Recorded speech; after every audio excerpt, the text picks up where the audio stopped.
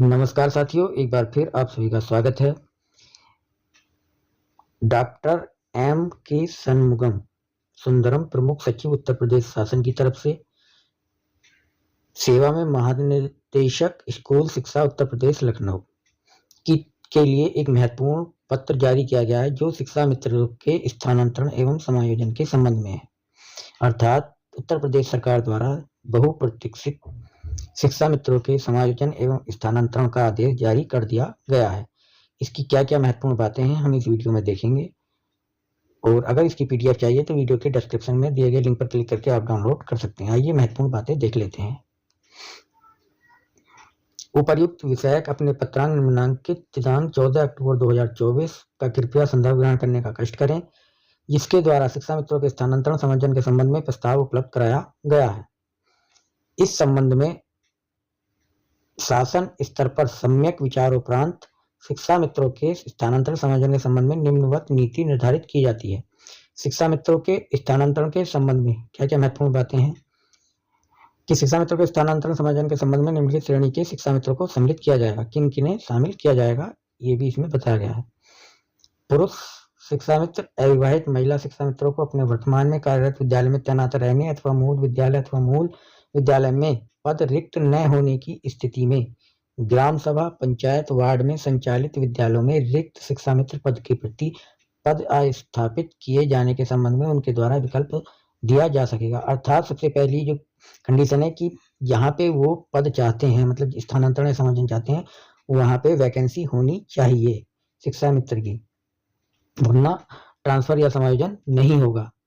दूसरी स्थिति है विवाहित महिला शिक्षा मित्रों को अपने वर्तमान में कार्यरत विद्यालय में तैनात रहने अथवा मूल विद्यालय अथवा उसी या अन्य जनपद में पति के घर, पति के निवास प्रमाण पत्र के आधार पर की ग्राम सभा, ग्राम पंचायत, वार्ड में स्थित परिषद या प्राथमिक विद्यालय में रिक्त शिक्षा मित्र के पद के प्रति स्थापित किया जाने का विकल्प दिया जा सकेगा। यहाँ पे भी विकल्प भरे जाएंगे और अगर पद रिक्त है तब उनका स्थानांतरण और समायोजन किया जा सकेगा।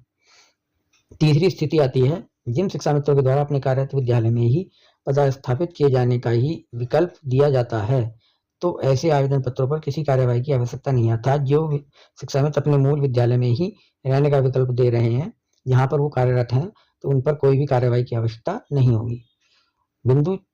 चौथा पॉइंट है बिंदु संख्या 3 के अतिरिक्त स्थानांतरण समायोजन के प्राप्त आवेदन पत्रों के आधार पर ही जिला स्तरीय गठित समिति द्वारा निर्धारित भारांक एवं रिक्त के सापेक्ष शिक्षा मित्र पद पर शिक्षा मित्रों के स्थानांतरण समायोजन की कार्यवाही राष्ट्रीय सूचना विज्ञान केंद्र NIC लखनऊ द्वारा विकसित सॉफ्टवेयर पोर्टल के ऑनलाइन प्रणाली द्वारा जनपद स्तर पर की जाएगी।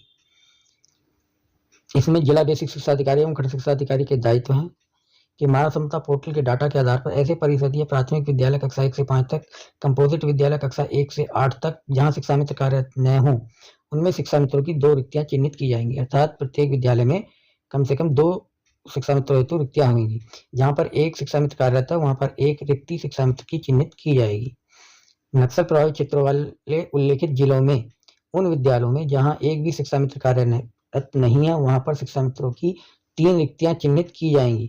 जहां पर एक शिक्षा मित्र कार्यरत है वहां पर 2 रिक्तियां चिन्हित की जाएंगी और जहां पर 2 शिक्षा मित्र कार्यरत हैं वहां पर 1 रिक्ति चिन्हित की जाएगी। अर्थात जो नक्सल प्रभावित क्षेत्र है वहां पर। फिर जिला बेसिक शिक्षा अधिकारी द्वारा अपने जनपद में परिषदीय विद्यालय, कंपोजिट विद्यालय में कार्यरत पंजीकृत समस्त शिक्षा मित्रों का सेवा इतिहास एवं समस्त विवरण प्रथम तैनाती वाले मूल विद्यालय से संबंधित विवरण अद्यतन कराते हुए उनकी प्रथम तैनाती से लेकर अद्यतन कार्यरत विद्यालय तक समस्त विवरण जैसे कार्यमुक्ति एवं कार्यभार ग्रहण आदेश तथा तिथि सहित विवरण मानव क्षमता पोर्टल पर अनिवार्य रूप से फीड अद्यतन कराना सुनिश्चित किया जाएगा। ऐसे शिक्षा मित्र जो वर्तमान में विभिन्न कारणों यथा त्यागपत्र, संविदा समाप्ति, मृत्यु इत्यादि कारणों से कार्यरत नहीं है, उनके संबंध में मानव क्षमता पोर्टल पर सेवा इतिहास के सेक्शन में यथास्थान उचित अंकन खंड शिक्षा अधिकारी द्वारा किया जाएगा। 5वां पॉइंट है समस्त शिक्षा मित्रों द्वारा अपनी लॉगिन ID से मानव संपदा पोर्टल से अपना डाटा डाउनलोड कर उसमें त्रुटि रहित होने संबंधी प्रमाण पत्र खंड शिक्षा अधिकारी कार्यालय में जमा किया जाएगा। इसके अलावा खंड शिक्षा अधिकारी द्वारा शिक्षा मित्रों के संशोधन के संबंध में प्राप्त अनुरोध पत्रों का परीक्षणों उपरांत यथावश्यक मानव संपदा पोर्टल पर संशोधन अनिवार्य रूप से किया जाएगा। इसके लिए एक समिति गठित की जाएगी जिसमें जिलाधिकारी, मुख्य विकास अधिकारी, प्राचार्य, जिला शिक्षा एवं प्रशिक्षण संस्थान, जिला बेसिक शिक्षा अधिकारी, सहायक वित्त एवं लेखाधिकारी, ये सब होंगे और इसके अध्यक्ष होंगे जिला अधिकारी। आवेदनों का निर्धारण, इसमें भारांक मिलेंगे कि प्रत्येक पूर्ण संविदा वर्ष के लिए 1 अंक, अधिकतम 20 अंक। असाध्य व गंभीर रोग से ग्रसित शिक्षा मित्र, स्वयं, पति या पत्नी, अविवाहित पुत्र या पुत्री के लिए 10 अंक। दिव्यांग शिक्षा मित्र, स्वयं, पति या पत्नी, अविवाहित पुत्र पुत्री के लिए 10 अंक। ऐसे शिक्षा मित्र जिनके पति या पत्नी सरकारी सेवा, भारत सरकार, भारतीय थल सेना, भारतीय वायुसेना, भारतीय नौसेना, केंद्रीय अर्धसैनिक बल एवं उत्तर प्रदेश सरकार व उत्तर प्रदेश बेसिक शिक्षा परिषद प्रयागराज के अधीन में कार्यरत है, उनके लिए भी 10 अंक। एकल अभिभावक, पुत्र पुत्रियों का अकेले पालन करने वाले शिक्षा मित्र को भी 10 अंक का भारांक मिलेगा।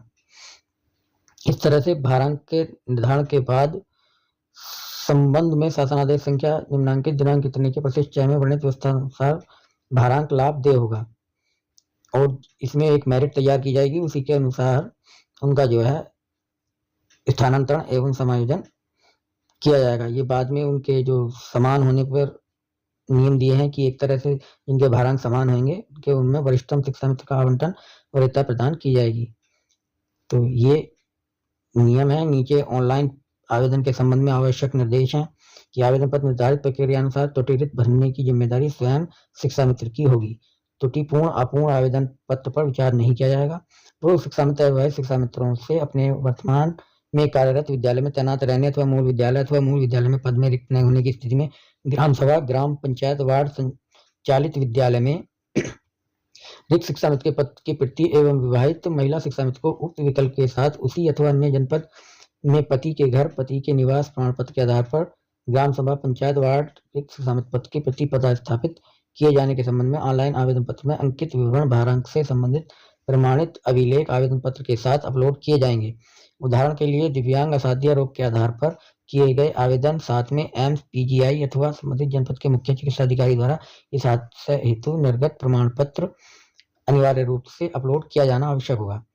समायोजन हेतु इच्छुक शिक्षा मित्र द्वारा निर्धारित पोर्टल पर ऑनलाइन आवेदन किया जाएगा। ऑनलाइन आवेदन करने के पश्चात संबंधित शिक्षा मित्र द्वारा उसकी प्रति डाउनलोड की जाएगी एवं प्रधानाध्यापक से आवेदन पत्र को सत्यापित कराकर डाउनलोड किया हुआ आवेदन पत्र समस्त संलग्नों सहित खंड शिक्षा अधिकारी कार्यालय में 2 प्रतियों में जमा किया जाएगा, जिसकी प्राप्ति रसीद खंड शिक्षा अधिकारी कार्यालय द्वारा शिक्षा मित्र को दी जाएगी। खंड शिक्षा अधिकारी द्वारा आवेदन पत्र में भारांक से संबंधित अभिलेखों का परीक्षण करने के पश्चात जिला बेसिक शिक्षा अधिकारी को अपनी स्पष्ट संस्तुति सहित अपनी लॉगिन आईडी से आवेदन पर अग्रसारित करते हुए आवेदन पत्र की एक प्रति जिला बेसिक शिक्षा अधिकारी कार्यालय को उपलब्ध कराई जाएगी।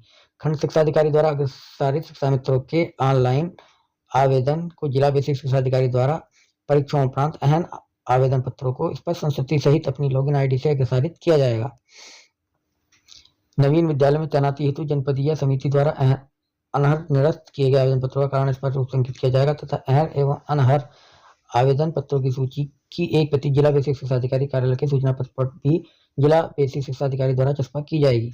जनपद द्वारा अग्रसारित ऑनलाइन आवेदन पत्रों को एनआईसी द्वारा पोर्टल के माध्यम से शासन आदेश के अनुसार शिक्षा मित्रों को विद्यालय आवंटन की सूची तैयार कर जनपद में प्रेषित की जाएगी। इस तरह से ये संपूर्ण प्रक्रिया है शिक्षा मित्रों के समायोजन एवं स्थानांतरण की। तो इस वीडियो में इतना ही। हमारे साथ बने रहने के लिए आप सभी का धन्यवाद। फिर मिलते हैं नई वीडियो के साथ। तब तक के लिए नमस्कार।